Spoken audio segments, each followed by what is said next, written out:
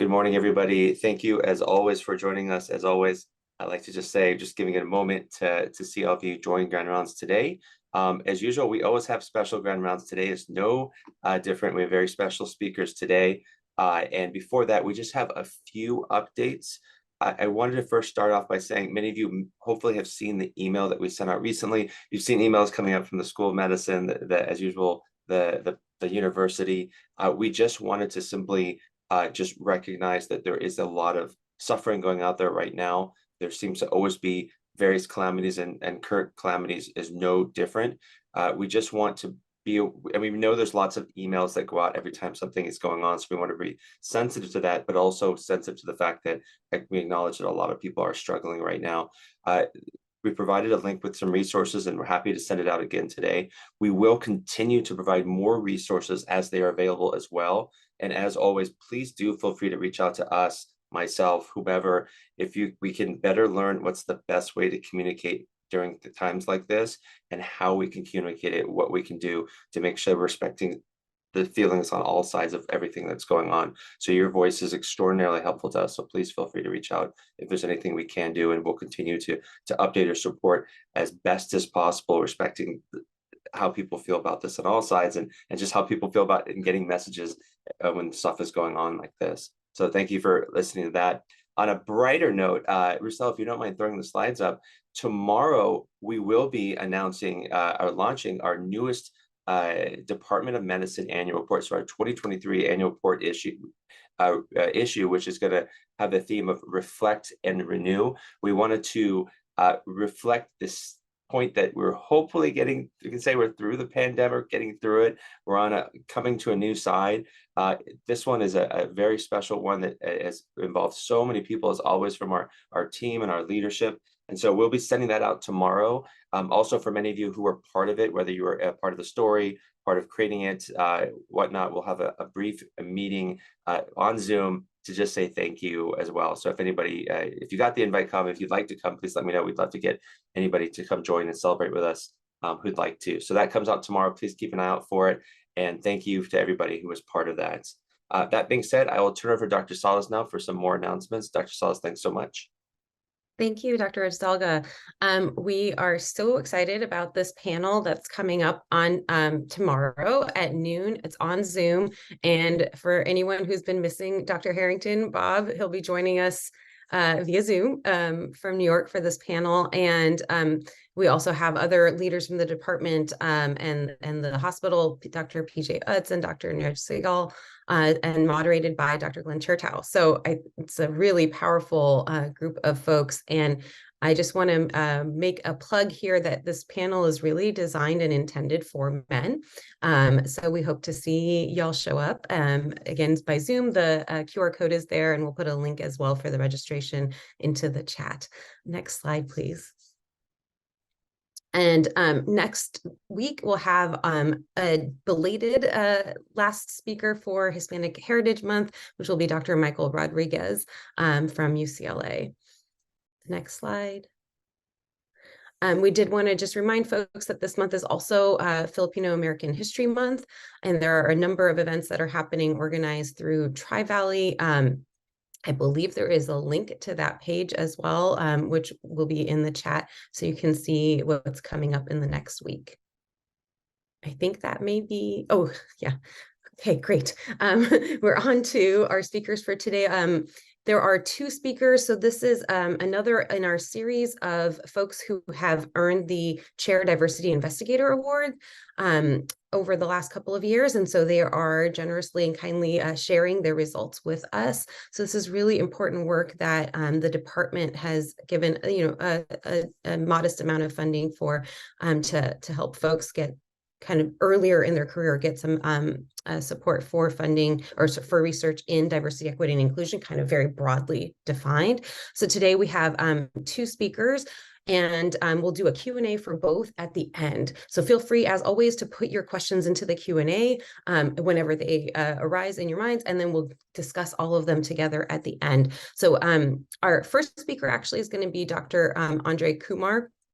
But I'll go ahead and do Dr. Sattler's intro, since she's or actually, yeah, Rochelle, can we do Dr. Kumar's slide? Yeah, thank you so much. And then we'll do Dr. Sattler's intro right before she speaks. And you don't have to put the slide back up, it's okay. Dr. Kumar is a clinical associate professor in the Division of Hospital Medicine. Following completion of his residency and chief residency at Stanford, he obtained a master's in education from the Stanford Graduate School of Education. Dr. Kumar is passionate about applying educational theory and research toward improving the learning environment for the next generation of physicians. He is a core faculty member in the medicine residency program, the co-founder and director of the Stanford Medicine Residency Hospitalist Training Program, and co-director of clinical reasoning in the School of Medicine. And I just have to do a quick disclosure that I am peripherally involved in the project that he's going to be sharing, but he has been doing all the work essentially independently. He's just taken this project and run with it. So with that, I'll turn it over to Dr. Kumar. Thank you so much for that introduction. Let me just share my slides.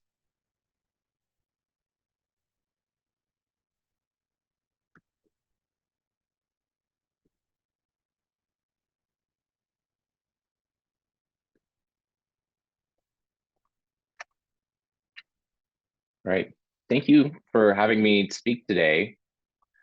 I have no financial disclosures, but I do want to make an important acknowledgement.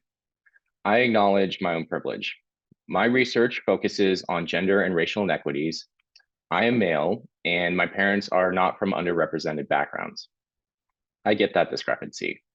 I'm an ally. I'm working to improve on my own unconscious biases, and we all can strive to do better. Here's an overview of my talk today, starting with the background. And I'll begin by saying that women in underrepresented medicine, or URM positions, are marginalized. They earn lower adjusted incomes, have fewer faculty positions at academic institutions, and have fewer leadership positions in departments or professional societies. And despite increases in matriculation over the last 40 years, the AAMC estimates it could take 1,000 years for certain URMs to match their relative percentage in the general population. And this gap matters because gender and racial concordance between patients and their physicians can improve outcomes. And what are the likely reasons women in URM physicians are less interested in becoming faculty? There are several etiologies responsible for this attrition. This includes discrimination, racism, a lack of mentorship and sponsorship, paucity of role models, and mistreatment. And these factors contribute to an academic and physician workforce with few women and URM leaders. Another key mechanism of attrition relates to the training environment. Outside of internal medicine, women in URM trainees receive lower evaluation scores and are less likely to be rated as meeting their milestones. There are also several differences in the narrative comments. They receive less positive adjectives in their written evaluations, and there are often descriptor differences between men and women, men being often described along competency or knowledge-related domains, while women are described with more communal traits. And these factors may dissuade women and URM trainees from pursuing a career as academic faculty, or importantly, affect their sense of belonging. So while it is known there is an evaluation bias for women and URM trainees, it is less defined in internal medicine. And there is a critical need to understand how bias may affect internal medicine trainee evaluations. We sought to address this need with two aims for this particular study. In aim one, we wanted to determine whether women and URM residents at Stanford's IM program receive lower evaluation scores than male or non-URM peers. And then in aim two, we wanted to determine how the language used to describe residents in narrative evaluations differs for women or URM residents compared to peers. For this study, we defined URM physicians based on the AAMC 2020 report of all school faculty population. This includes American Indian, Alaskan Native, Black, Latino, Hispanic, Native Hawaiian, or other Pacific Islander. And we defined women based on self-identified data reported to us to the residency program. I'll now discuss our methodology. This was a retrospective cohort study of 222 categorical residents at Stanford Internal Medicine's residency program, utilizing the 2016 to 2022 graduating classes. We had a few exclusion criteria that included non-categorical interns, combined program residents or medicine anesthesia residents, as well as residents enrolled in the Fast Track program, also known as the TIP program. We exclude these three groups because they would have differences in the total number of evaluations and have a different number of training years. This figure presents an overview of our study design. There were 332 eligible residents, of which we excluded 110. This left us with 222 residents and 8,044 evaluations for our main analysis. In AIM-1, we examined score differences in the evaluations. We looked at the ACGME milestones that you're all probably familiar with and used standardized testing as a covariate. In AIM-2, we examined the narrative evaluations using AI-assisted methods called natural language processing, as well as qualitative analysis. And in both aims, we compared across gender and race ethnicity. So what do we find? For our demographics, there were 222 residents with 55% men and 45% women, which is pretty similar to national averages. There were 20 total URMs, 10 men, 10 women. And I want to acknowledge the residency program's efforts in recent years to really improve URM recruitment through great programs such as the REACH program. Residents received about 36 mean evaluations over residency. And while there were no differences by gender, one notable finding is that URM trainees received less feedback over residency, about 27% less feedback, which represents a huge gap that they're receiving in feedback. I'll now discuss specific AIM-1, which relates to differences in evaluation scores. We evaluate our trainees in this program as well as nationwide based on the requisite ACGME milestones, which include 6 large domains. And these include medical knowledge, patient care, professionalism, interpersonal and communication skills, practice-based learning, and systems-based practice. And within these domains, there are 22 subdomains, or at least there were at the time of the study. We also at Stanford provide an overall rating of the residents relative to their peers. How would you rate them compared to other Stanford residents? And for AIM-1, what we examined was the point estimate for each of these individual milestones, as well as the effect sizes for each of the groups. What did we observe for women residents? We found they were rated lower on medical knowledge milestones compared to men. And the effect sizes for these differences range from 0.3 to 0.4. And just as a reminder, thinking of effect size in education, 0.2 is considered small, 0.5 is considered moderate, and 0.8 is considered large. So this is between small and moderate. And one important thing is I should mention there was no difference in the overall evaluation scores between women and men, just related to the medical knowledge.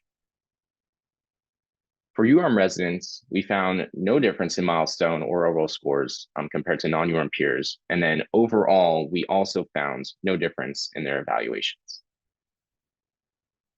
So given we observed women receive lower evaluation scores related to medical knowledge, we sought to use standardized testing as an important covariate to see if there are differences in other measures of knowledge.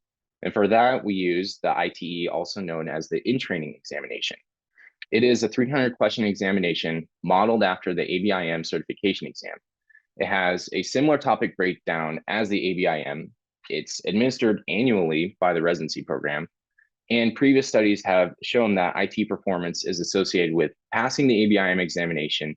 And importantly, medical knowledge or MK milestone scores are also associated with passing the ABIM exam. At Stanford, we found there was a significant, albeit somewhat weak, correlation between ITE scores and MK knowledge scores. The x-axis here is showing our raw ITE scores. The y-axis are showing our MK scores over the cumulative over residency. And again, this graph represents the entire data set from the residency program over the years we examined. What happens when we analyze by gender? We find that male ITE performance correlates with MK scores. In other words, a higher IT score is correlated with a higher MK score in men, albeit somewhat weakly. On the other hand, women resident IT performance does not correlate with their MK scores. This is an important finding because we would expect to see some correlation between IT score and MK milestones based on previous studies. Instead, there was no correlation for women. So coupled with the lower MK scores I showed earlier, these are really concerning findings. Now that I discussed score assessments, I would like to transition to aim 2, which is an analysis of narrative evaluations. And given the very large number of evaluations, over 8,000, we first use natural language processing to examine them. What is natural language processing, or NLP? It can be thought of as a combination of machine learning and linguistics, and you probably have used it before. If you've ever used a translating app or Siri or Alexa, you've actually used an application of NLP. And what does that look like for our study? These are the narrative portions of the evaluation forms you are all probably familiar with. When we submit our evaluations, we're asked to write a specific comment regarding their overall performance. We also are asked to write about their specific strengths and their areas for improvement. And let's say you write, Dr. A is the best resident in her class. She is intelligent, capable, and professional. She is exceeding her expected milestones. So with NLP, you can take unstructured text from the evaluation and pre-process it into discrete components, such as Dr. A, resident, or intelligent. You can then convert it into structured data elements that can be analyzed, and this can include identifiers, gender, or performance. And from there, you can use NLP applications to assess items such as the word frequency or a semantic analysis. When we apply the NLP analysis for our data set, one notable finding was the number of times the evaluations were left blank. For example, the areas of improvement section was left blank nearly 35% of the time across our sample of 8,000 evaluations. And this didn't matter by gender or race ethnicity. We also used NLP to quickly see the most common word stems that were used in each section of the evaluation, as I'm showing here. And then what we wanted to do was to ascertain if certain word stems were used more commonly in women or URM evaluations compared to peers. These forest plots here examine words that were more or less likely to be used in the overall and strength sections for women compared to men.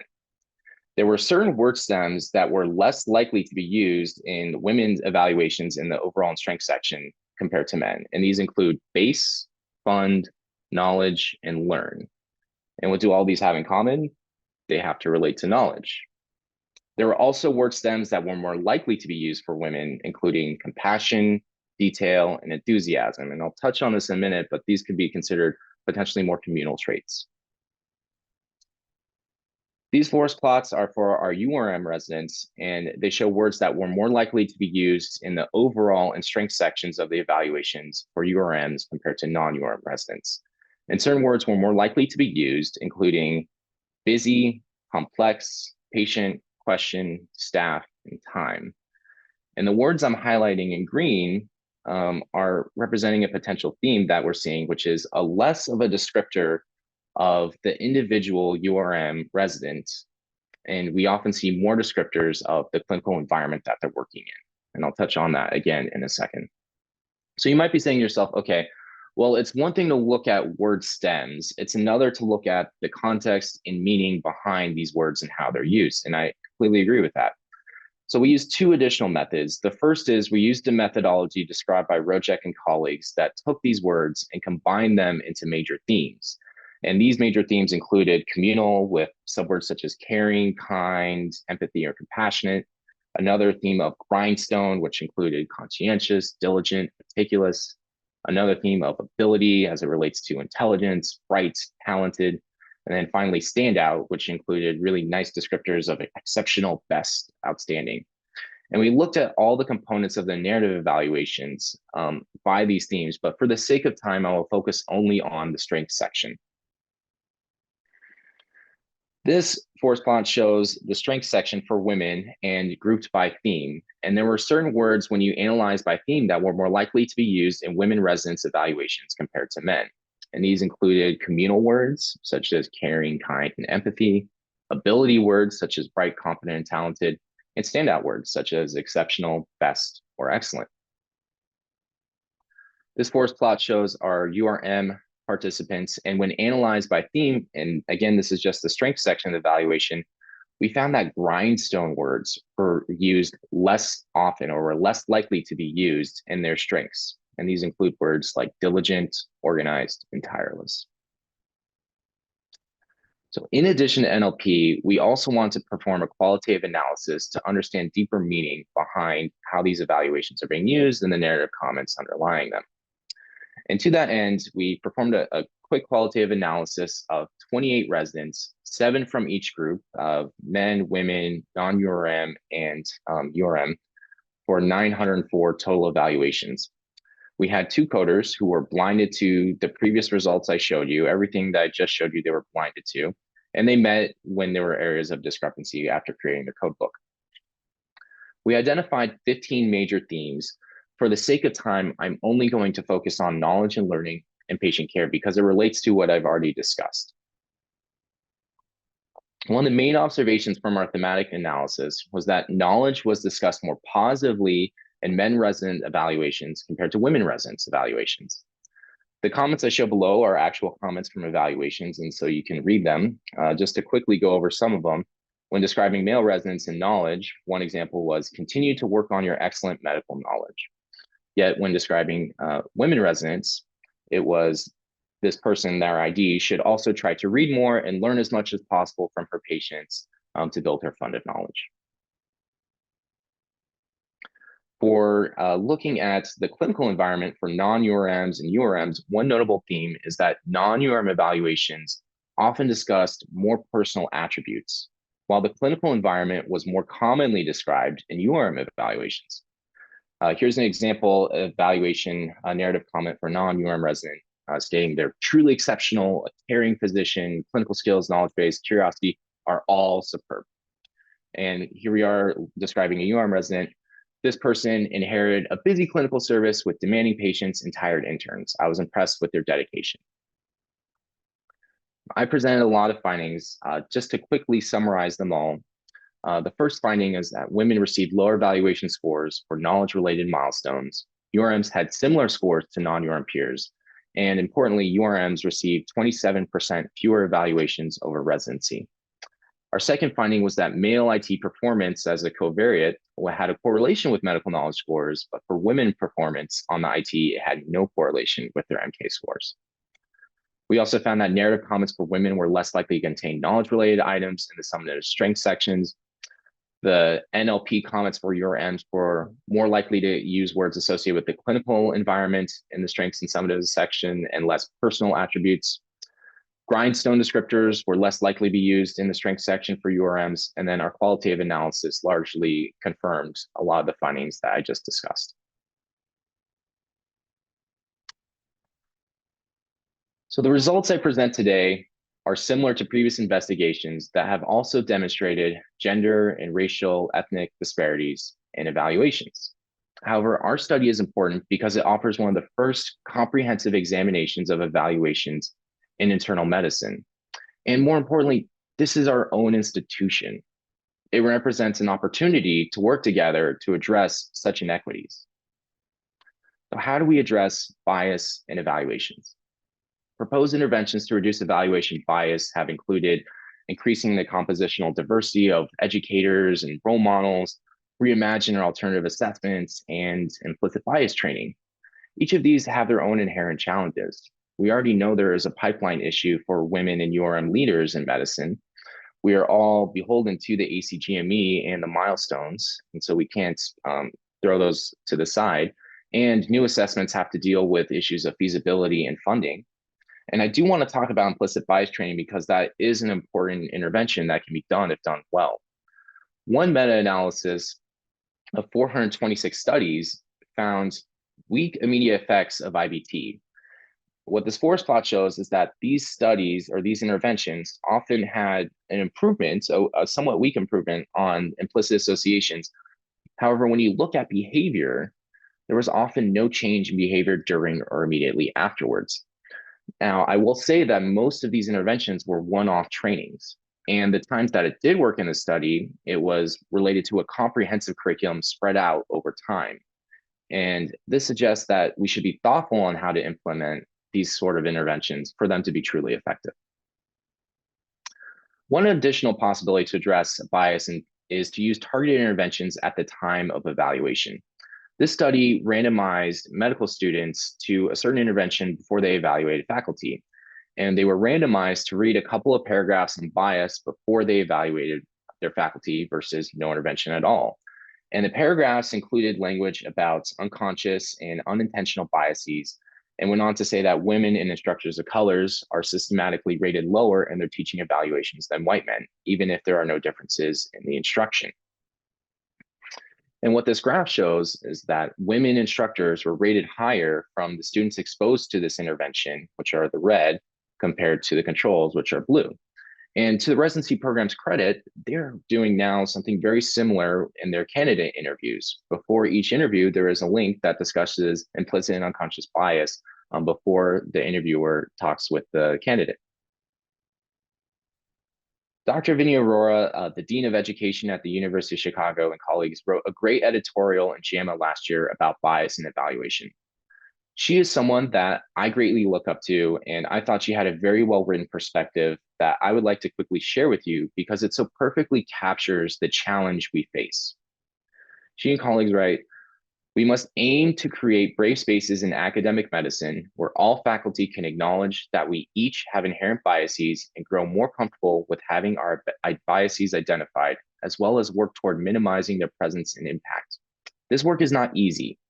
Efforts to approach this work as compliance training or work that is checking the box are not only ineffective, but often backfire and create attitudes that are hostile toward equity. Normalizing formative feedback, coaching, and presentation of best practices in evaluation could be high-yield strategies to improve the amount, content, and reliability of trainee evaluations." Just want to end with the limitations of my study. It was a single institution retrospective. We had a limited URM sample size, which limited our conclusions.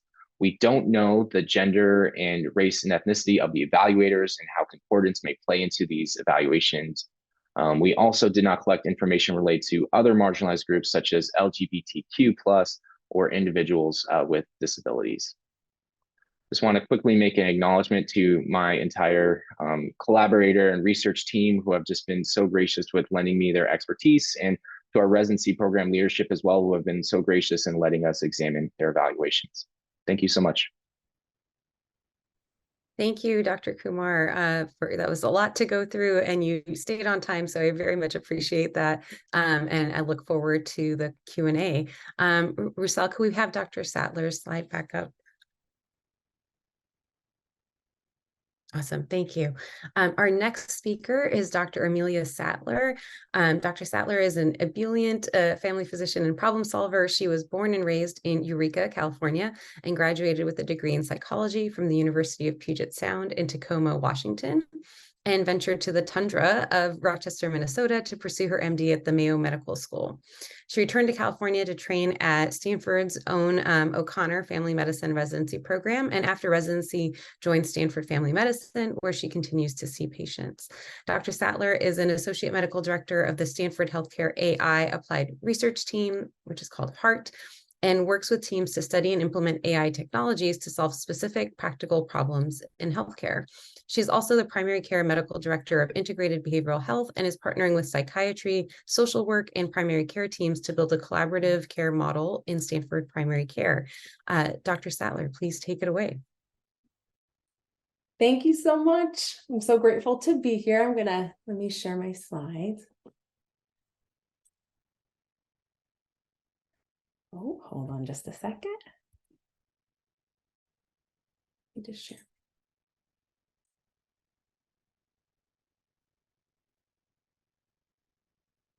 All right, there we go. Good morning, everybody. My name, as introduced, I'm Amelia Sattler, and I work here in primary care, and I see patients at Stanford Family Medicine. I'm incredibly grateful for the opportunity to be here today and to get to tell you about why and how our team is working to leverage artificial intelligence to overcome barriers to depression and anxiety screening. This project absolutely wouldn't have been possible without the generous support of the Department of Medicine Diversity Investigator Award, and I just want to thank you. I do have one disclosure to report. I'm currently working on an unrelated research project that's sponsored by Omada Health, which is a chronic disease management platform focusing on diabetes and hypertension care.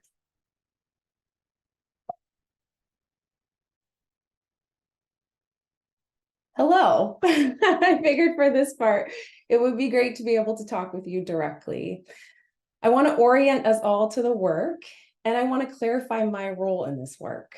I'm a practicing clinician with experience in quality improvement and implementation science. I also have a long-standing interest in behavioral health. As part of a population health project, I worked with a multidisciplinary team over years to develop a screening program. I'm passionate about the ability for all of our patients to access and be identified for their mental health concerns. As a result of the efforts of our team here at Stanford Primary Care, we now screen over 90% of our patients annually for depression. And most of those patients are able to complete their screening electronically at home before their visit. While I appreciate the value of technology, I also want to clarify that I'm not a computer scientist. When I joined HEART, the Stanford Healthcare AI Applied Research team, I knew very little about AI, other than the fact that it would likely change the way that we would practice medicine. The initial phase of this project was my first project with the HEART team. It was a crash course in AI, and I'm grateful to my mentors and partners in the Department of Computer Science to teach me the language and show me the potential that AI has to transform clinical care. I've learned along the way that in most cases, AI isn't poised to replace doctors or to make clinical care obsolete. It can, however, offer valuable reminders to clinicians or clinical team members to consider a possibility, such as an underlying diagnosis, that they may not otherwise see or prioritize. As we get started, I want to align on one term, which is multimodal, and I want to discuss it as it relates to artificial intelligence. I expect that most have a basic understanding of artificial intelligence, or what it may be, or you've heard the word before at least. Multimodal indicates the use of various different types of data. In our case, for our project, video, audio, and text, along with different types of intelligence.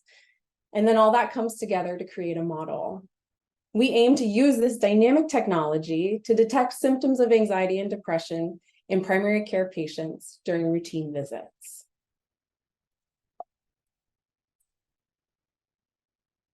As with any project, it's critical for you to understand the why. And coincidentally, I had a patient in clinic who helps represent and can help us understand and align on why this work is so important. I'm going to refer to this patient here going forward as Miguel. And let me tell you about him. So Miguel is a 54-year-old Hispanic Spanish-speaking man who scheduled a same-day telephone visit with me. He wanted to discuss an administrative concern, and from the visit notes, I could tell that he needed help with a form. I hadn't met Miguel before, and I realized that his usual PCP was out of the office. When I was preparing for the visit, I learned that Miguel hadn't been seen in a while.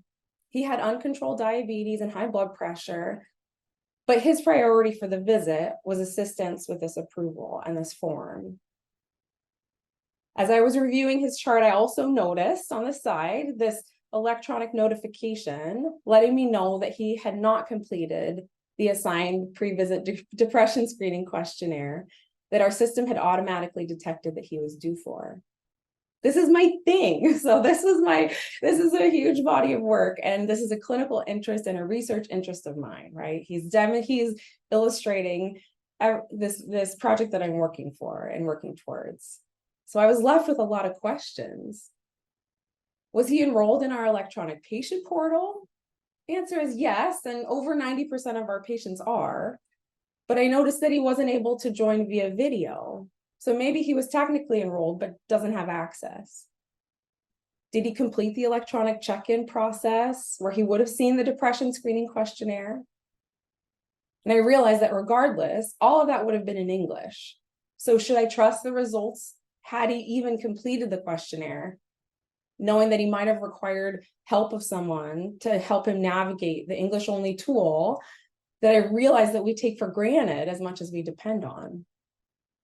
So I was left with a decision in the moment.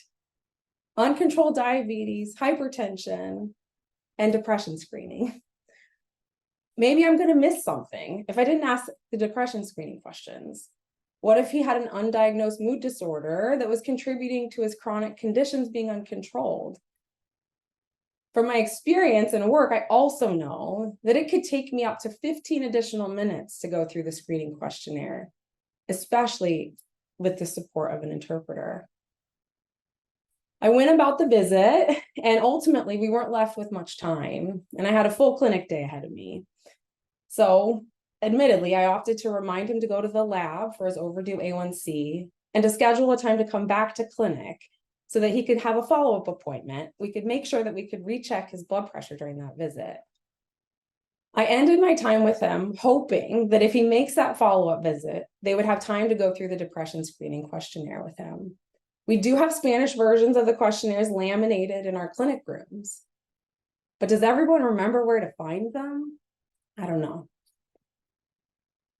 There are a plethora of points in this thoughtfully designed screening program that fails Miguel, and many of them are purely language related. I want to take a minute to imagine what would have happened had Miguel spoke English. He most likely would have been actively engaged in My Health. Most of our patients are.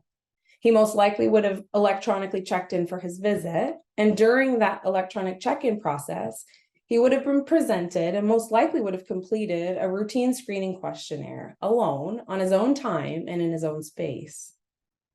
A positive response would have triggered a series of alerts ahead of his visit so that when I was reviewing his chart, I would have known about it and I could have prioritized his mental health accordingly. I want to zoom out for a minute. So we're thinking of Miguel, but taking a step back. The scope of mental health disorders feels infinite. There are over 60 million adults in the United States who suffer from depression and anxiety. And we also know that primary care providers and our medical providers in general don't do a very good job of identifying symptoms. We know that providers identify depression in less than half of patients who are affected by it. And even for people who have an existing diagnosis, we only detect clinical deterioration in about 20% of them. But every single patient deserves a prompt diagnosis, and they also deserve culturally sensitive care. And there's a lot of work to be done with all of that. The current screening methods are like many things in medicine, they depend on things like paper forms. We're fortunate to have an electronic screening program here, but typically that's not the case. Most often, the screening is also done at the time of a patient's visit. We know that patients can feel pressure to respond positively in order to please their doctor, and they're also more likely to underreport their symptoms when they're completing the questionnaire in the context of a clinical environment. We also, so whenever we determine these, we determine the parameters for our universal screening programs, because it's so costly in terms of time and energy, we also set up an arbitrary cadence to administer the screening. So for example, every 6 months or every year. But in my experience, as I'm sure many of you can understand, mental health symptoms don't show up on this predefined schedule. And unfortunately, the barriers to screening are even higher for our Latinx patients. And I'm only talking about screening today. The barriers to treatment and to management are even higher. But as Miguel's story illustrates, language is a primary factor in the underdetection of mood disorders among Latinx patients. So is it possible, now that you have a better understanding of the problem, I wonder if we can wonder together if we can leverage artificial intelligence and computer vision to solve this problem? What if we no longer had to depend on patient questionnaires to detect symptoms of common mood disorders? What if the best case scenario was possible, regardless of whether a patient had access to My Health or spoke English as their primary language? Can we develop a technology that identifies depression and anxiety more effectively and doesn't rely on patient self-report, memory, or perception? Can we develop a new technology that automatically detects patients' risks for anxiety and depression and relieves the burden that's required for most screening programs? And can we develop a symptom detection tool that does all of that and helps overcome bias in routine screening? And I and my team believe that yes, we can. And I'm excited to tell you about how we hope to solve these problems. First, the who. So we're incredibly grateful for the generous support, again, of the Department of Medicine and the Diversity Investigator Award. Thank you. This project would not be possible without participants, and we have clinical partners at Stanford Internal Medicine, as well as La Clinica Latina at Stanford Psychiatry, and they're working with us to offer the study to their patients. The brains behind the operation is our computer science team, Dr. Asana Deli, and then computer science student Neha Srivastava.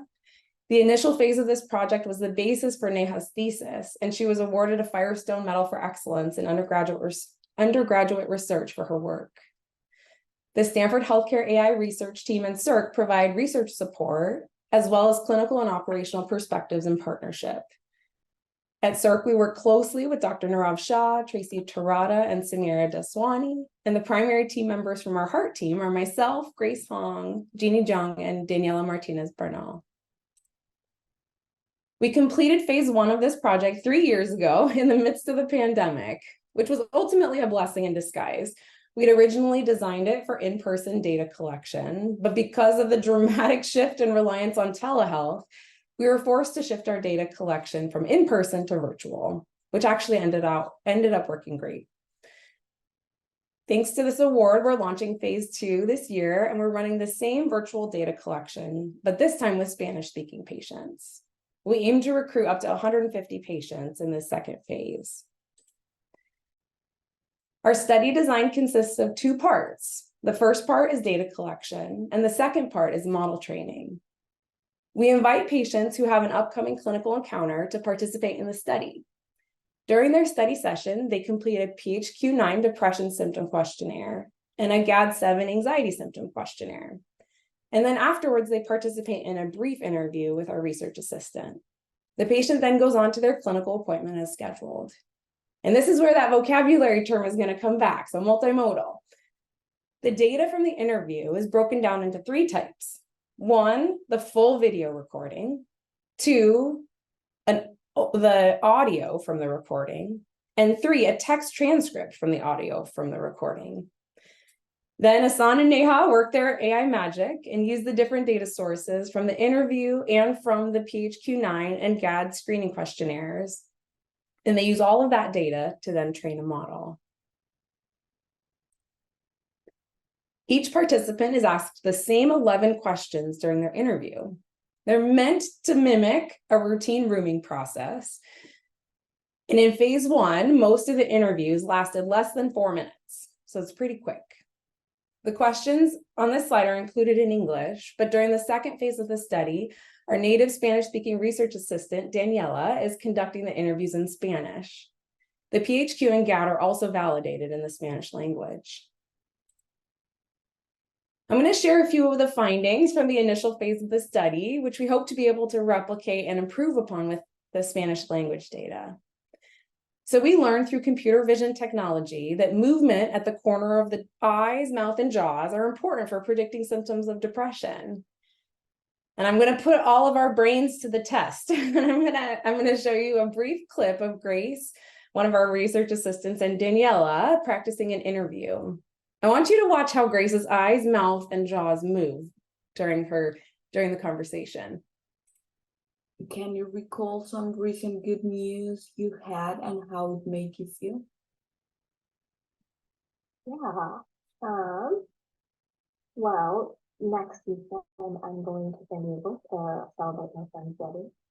So that was some good news I had recently, and they are both very close friends from college, so I'm very excited to attend it.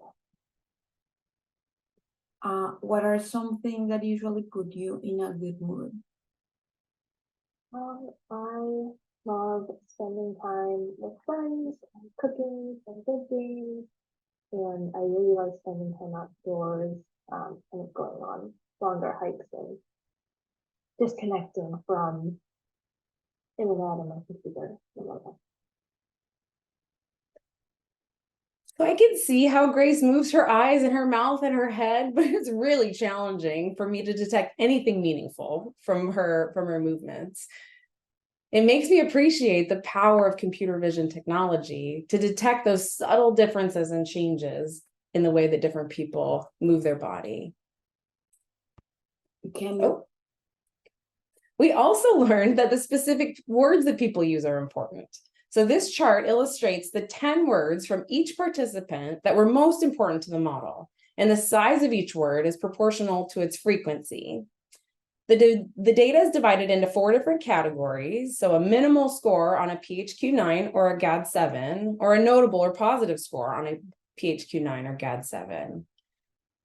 Not surprisingly, the words that conveyed a positive emotion, such as good, luckily, kind, were more common in the minimal classes for both depression and anxiety. Interestingly, negative words such as hard, overwhelming, issue were present throughout all of the categories. Filler words like okay, yeah, were the most common in participants with notable anxiety. So at the end of the day, how'd the model do in this proof of concept study?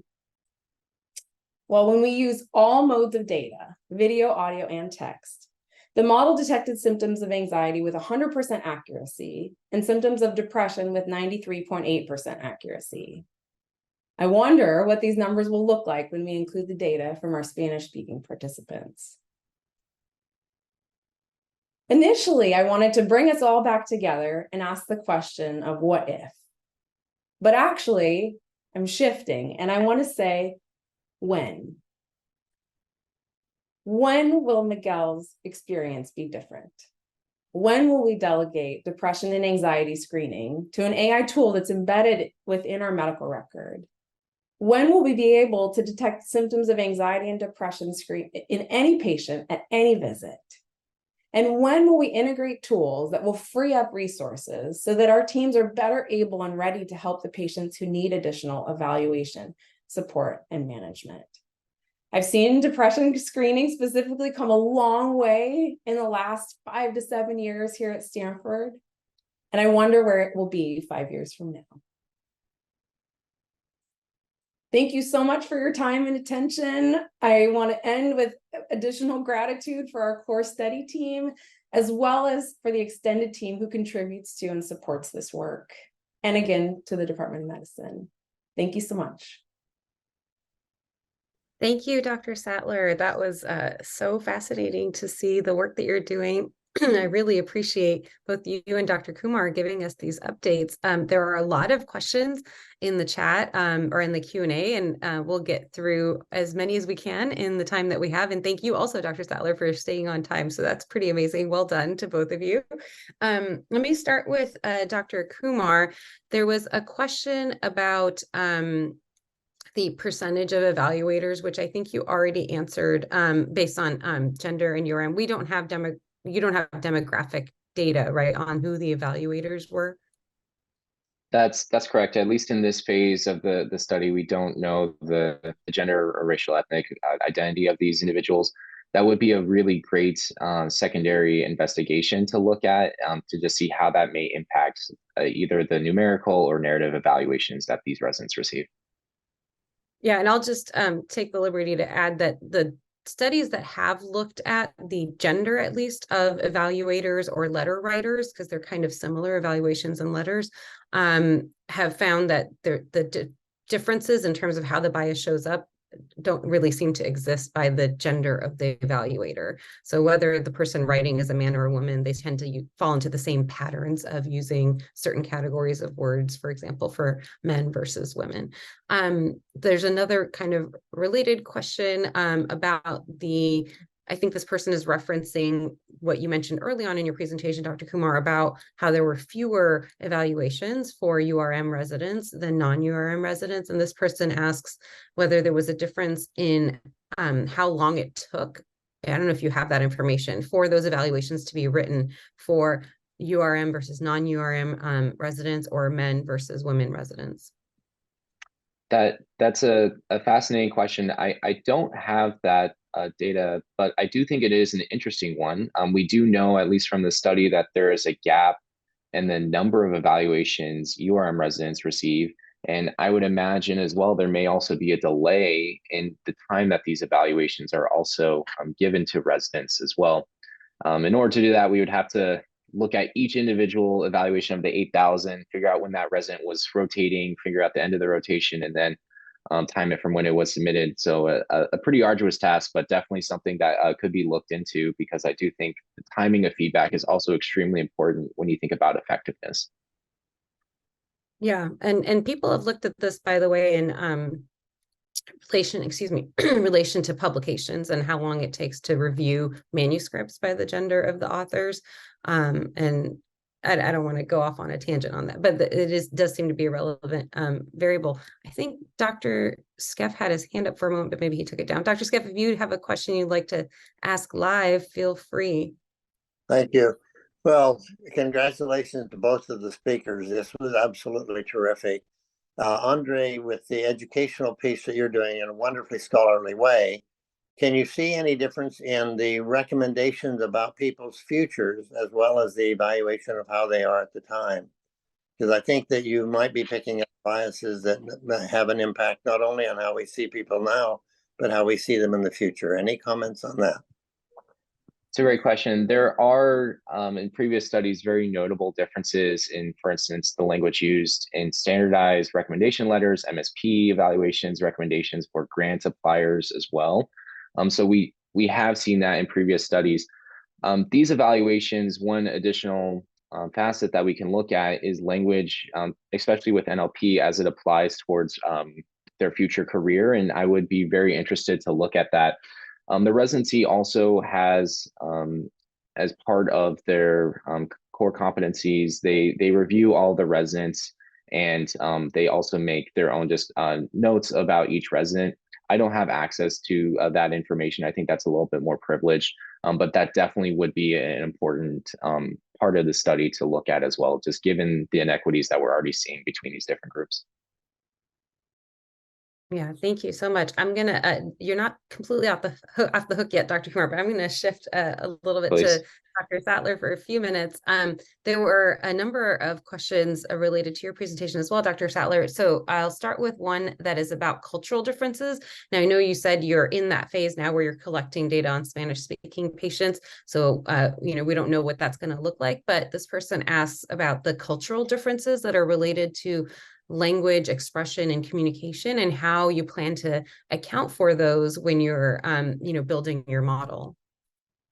Absolutely. I think it's a really important question, and it's one of the key questions that we're asking with this second phase of the project. So in the initial phase, collecting data solely from English speakers, we recognize that is intrinsically biased. And I think that we also know that there are subtle differences, even in completion of paper-based questionnaires, right? So there are biases that, even though they're validated technically, and they're shown to be an effective screening tool, are they the best? We don't know. And I think by collecting this data and using it to inform the model development will help to answer that question, because we know how, even with this relatively small sample size, so we had 110 patients in the initial study and we're aiming for 150 in the second phase, it's a proof of concept. And if we are unable to prove the concept in the Spanish-speaking patients, if the model performs differently, or we have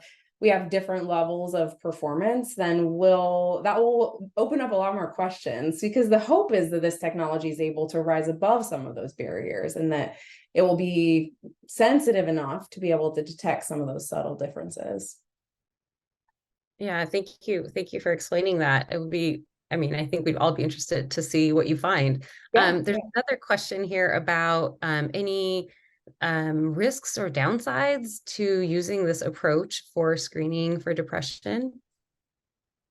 It's a great question. It's something that I think we're all going to be asking ourselves as this type of technology expands and evolves, because we don't do anything like this in clinical care right now. We don't have a way. There are a lot of things to figure out. So how do we consent patients for this technology? Because in a perfect world, it would be ambient in the background and it would be notifying us at any time if it detected something concerning. We do have these types of models running in the background of the medical record, looking at data, but not looking at video feeds from our video visits or from an intake process. And so there's a lot of work to be done to make that shift, and how that will go is still up for, I think, up for discussion, and we'll learn. But I have no doubt that we will ask those questions and we'll start to think about that more specifically as this technology becomes more accessible. Yeah, and like, as you point out, like there are often unintended consequences of things, and we just have to keep that in mind and look out for those. I had I guess there's a number, sorry, I'm going to shift back to Dr. Kumar for a moment. There's a number of questions that Dr. Golden had put in the chat. Thank you so much for all those questions. I don't think we can get to all of them, but one question that hopefully I think will not be too difficult to address is this question of why did we why did you not specifically look at African American residents? I think he's saying as compared to, you know, the URM group, are there just not enough in the sample, and how do we do research on groups that are so severely underrepresented in medicine that we don't have a large enough sample? It's a fantastic question. It does relate to just not enough of individuals in the sample to really draw any substantial conclusions from an analysis and a power standpoint. The question of how can we look at this given African American men, women are underrepresented in medicine, and individual institutions just may not be able to answer these questions as adequately depending on what their recruitment strategies are.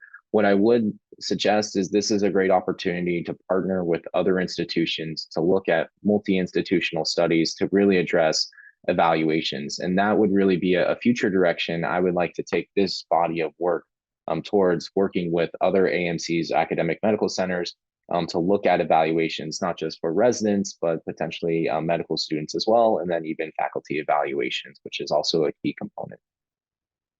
Yeah, absolutely. Thank you. Oh, it looks like Dr. Dunn has a comment or a question. Dr. Dunn. Thank you, Dr. Salas. This is really just a comment for both Drs. Kumar and Sattler. I just want to say congratulations on this incredible body of work that you have both put together and for sharing it with us today. And I want to remind everyone that the Chair Diversity Awards will be the cycle will reopen again in summer of 2024. So please be on the lookout. I hope people are inspired to do this sort of work because we absolutely want to support it as a department. And I'm just incredibly proud of both of you. So thank you. Thank you for that comment, Dr. Dunn. I have one, I think this will probably be the last thing looking at the time, but there's another comment that's been upvoted in the Q&A, and it's a comment, not a question, but this is for Dr. Sattler. This person says in their experience, they can't complete the electronic check-in on My Health without first providing a payment method, and that could potentially be a barrier for folks to, you know, completing those forms ahead of time. And that brought up for me as well this question about, you know, what the implications of your work might be. Let's say this 4-minute interview is really useful and informative as your early data suggest. Where and when and how would that be integrated into kind of the normal care pathway for patients?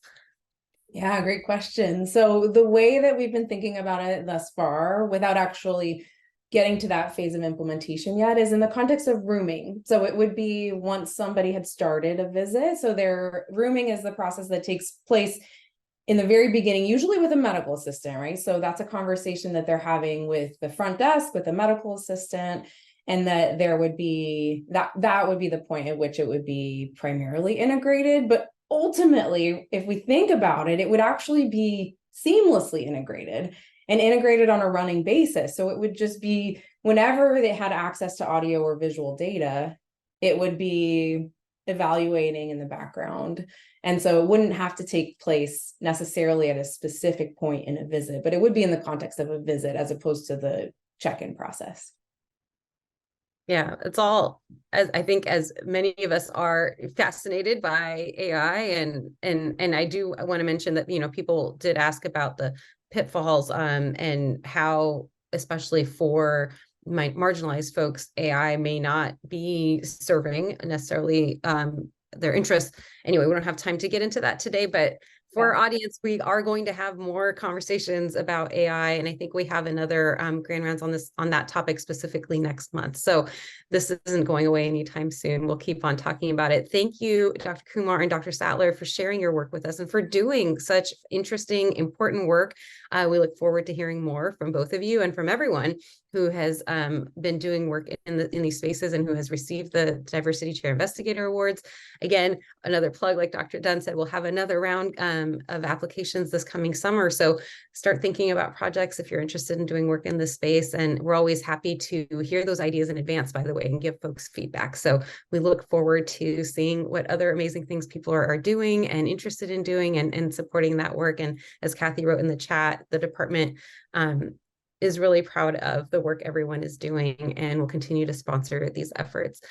Thank you both for being here, and thanks to the audience for staying with us till the very end. We're a minute over. I'm going to let everybody go, and I hope everybody has a lovely day, and we'll see you next week. Thanks. The preceding program is copyrighted by the Board of Trustees of the Leland Stanford Junior University. Please visit us at med.stanford.edu.